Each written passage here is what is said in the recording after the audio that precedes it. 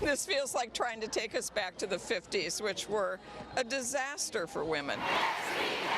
A message to the 45th President of the United States. The very first day of his presidency is marked by an international wave of protests. Hundreds of thousands of women gather in Washington, D.C. Not my president! Not my president! Solidarity marches around the globe. This is what democracy looks like! And thousands take to the streets right here in Toronto. Coming up, we'll have coverage of the massive protests that greeted U.S. President Donald Trump on his first full day in office. The voices of the people will be heard. Tell me what democracy looks like! This is what democracy looks like!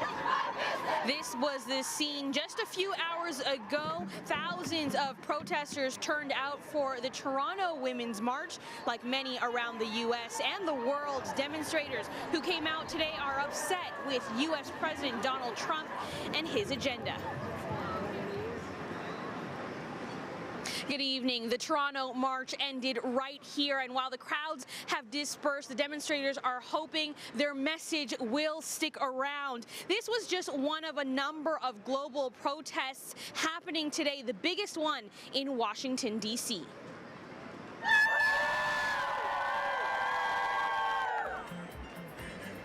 The streets of the U.S. Capitol overflowing with protesters, many of them wearing bright pink hats. Officials estimate at least 500,000 people turned out to the Women's March on the National Mall, more than double the number expected.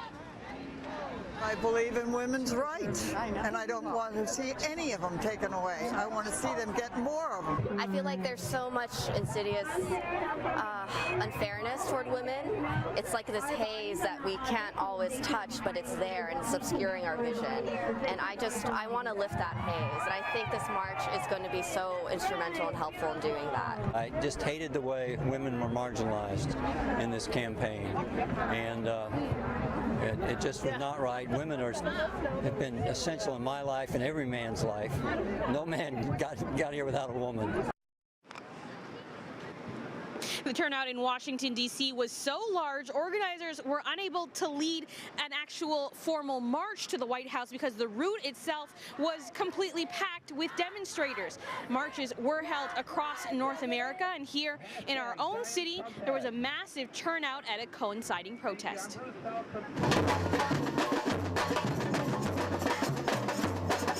We don't want this to happen here, right? This is not okay, and we want to support people and show that. They came out in the thousands. Women, men, and children all standing together in solidarity. This is about women finding our voice, taking up space, and being supported by the people who love us. Protesters filled Queen's Park and city streets, voicing their concerns a day after the U.S. swore in their new president. Yesterday, as I watched the inauguration, I felt that a man that gives no respect is going to get respect for the rest of his life, and I actually started to feel sick. For some, this march is about setting an example for the next generation. It's really important to me that he grow up asking the questions, not just accepting things as they are. Others here fearful that so many hard-fought freedoms could be at stake.